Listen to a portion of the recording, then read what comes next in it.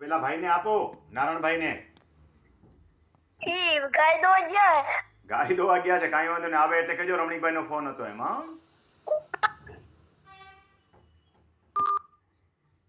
ખેડૂત મિત્રો, મેં તમને આપેલો સમય હોય અથવા તો ફોન તમારે મને પ્રશ્ન પૂછવાનો હોય તો સમયસર હાજર રહેજો, જેથી કરી અને તમને મારો જવાબ જે છે એ મળી જાય. આજે આ ફોનની અંદર આ ભાઈ ભેગા નથી થઈ શકા તો કાંઈ વાંધો નહીં, આ ફોન આપણે વેસ્ટેજ નહીં જવા દઈએ. અત્યારના ડિજિટલ અને ટેકનોલોજીના યુગની અંદર કંઈક જાણવા જેવી માહિતી આપણે લઈએ. ડિજિટલનું જ્ઞાન જે છે એ કેવું હોય એનો જવાબ છોકરાઓ કેવી રીતે આપે. એક સાહેબે પૂછ્યું કે છોકરાઓ 3 પ્રશ્નોના જવાબ આપો. દૂધ કેમ ઉભરાય છે, પાણી કેમ વહી જાય છે અને શાક કેમ બળી જાય છે. છોકરાએ કીધું કે સાહેબ, મમ્મી છે એ મોબાઈલમાં ફેસબુક અને યુટ્યુબ જોતી હોય રમણીકભાઈ કોટડિયાના, એટલે તો મોબાઈલ જે છે એનો સદુપયોગ પણ થાય અને દુરુપયોગ પણ થાય. હું ખેડૂતોને બધા સરકારી કામ કરતા શીખવાડું છું કે ખેડૂતો સરકારી કામ કરતા જાતે શીખે. હવે સરકારી કામગીરી કેવી હોય ખબર છે? લીમડા જેવી હોય, મીઠા લીમડા જેવી. કોઈ પણ શાક અને દાળમાં પ્રથમ નાખવો જ પડે અને પાછો ખાતી વખતે પહેલા જ દાંતમાં ભરાઈને કાઢવોય પડે. ખવાય તો નહીં, કોઈ ખાધો દાંતમાં ભરાય એટલે કાઢવોય પડે. આમ સરકારી પ્રક્રિયા આવી છે કે સરકાર જાહેરાત કરે એટલે આપણે અનુસરવી પડે. તો હોંશે હોંશે અનુસરીએ અને પછી હારી એવી અઘરી લાગે શાક દાળના મસાલા જેવી, લીમડા જેવી, કે હારી આ ન કરી હોત તો હારી હતી. એટલે સરકારી પ્રક્રિયાઓ જે છે એ કરવી જ પડે અને અઘરી પણ છે, પણ છતાંય કરતા શીખી લેવી જોઈએ. છોકરાઓ છે ને ઇસકી મિજાજમાં બોલતા હોય, સમજા?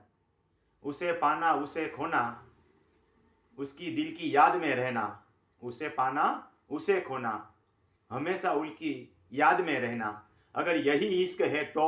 છોકરાએ મને પૂછ્યું કે અગર યહી ઇશ્ક હે તો. મેં એને કીધું આપણે ક્યાં આવા ઇશ્કની જરૂર છે, આવી તો ઉજાગરા કરવાની. તમારે જરૂર હોય તમે કરો. એટલે ખેડૂત મિત્રો, કાયદાકીય પ્રક્રિયાઓ પણ આવી ઇશ્ક જેવી જ છે હારી. પણ ઇશ્કમાં જે કીધું ને એમ તમારે જરૂર હોય કરો. આમાં તો આપણે બધાને કરવું જ પડશે. તો તમે રમણીકભાઈ કોટડિયાની યુટ્યુબ ચેનલ જોતા રહેજો, એટલે તમને આવી માહિતીઓ મળતી રહેશે અને તમારે ક્યાંય એવું નહીં કહેવું પડે કે આપણે ક્યાં જરૂર છે. આપણે જરૂર છે જ. ખેતીની જમીન સંભાળવી છે તો ખેતી બાબતે જાગૃત રહેવું પડશે. અને હું તમને સાવ હળવા મજાકની અંદર ક્યાંય કાયદાકીય આંટી ઘૂંટીઓમાં લઈ આવ્યા વગર તમારું કામ સરળતાથી કેવી રીતે કરી શકો એ શીખવાડું છું. એના માટે થઈને તમે મારી 3 ચેનલ જોતા રહેજો. 3 ચેનલમાં અલગ અલગ કન્ટેન્ટ પીરસું છું. રમણીકભાઈ કોટડિયા ખેડૂત માર્ગદર્શન માત્ર ટેલિફોનમાં થયેલી વાતચીત જ મૂકું છું. રમણીકભાઈ કોટડિયા રેવન્યુ માર્ગદર્શન ટેલિફોનમાં થયેલી વાતચીતને વિડીયો રૂપ આપી અને અંતમાં હું મારો કેટલોક અભિપ્રાય પણ આપું છું, અથવા તો ફોનની અંદર સાથે સાથે પણ અભિપ્રાય આપી દીધો, એટલે એનું કન્ટેન્ટ જુદું થયું. અને રમણીકભાઈ કોટડિયા વિડીયોની અંદર તો સાવ કન્ટેન્ટ જુદું છે. એમાં રમણીકભાઈ કોટડિયા વિડીયોની અંદર હું કાયદાકીય બાબતો શીખવાડું છું, રેવન્યુની અંદર સાથે પત્રકો કેવી રીતે ભરતા, જાતે કામ કેવી રીતે કરતા એ શીખવાડું છું.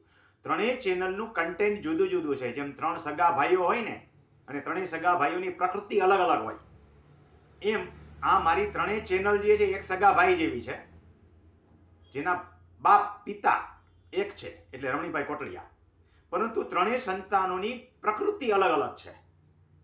અને એને તમે સારી રીતે સમજતી રહેશો તો તમને તમારી ખેતીની પ્રકૃતિ સમજતા આવડી જશે.